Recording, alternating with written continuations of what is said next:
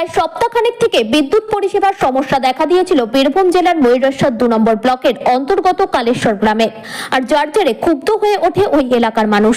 কেননা বিদ্যুৎ পরিষেবায় সমস্যা থাকার জন্য বাড়িতে বাড়িতে মোটরে জল তোলার সমস্যা হচ্ছিল। ঠিক একইভাবে শ্রাবণ মাসের শেষ সোমবার উপলক্ষে লক্ষাধিক লোকের সমাগম হয় কালেশ্বর শিব মন্দিরে। সেই মন্দির সহ গ্রাম জুড়ে বিদ্যুৎ পরিষেবা ব্যাহত থাকার জন্য পানীয় জল, বৈদ্যুতিক পাখা, বৈদ্যুতিক আলো সব জিনিস নিয়ে সমস্যায় পড়েছিল ওই এলাকার মানুষ।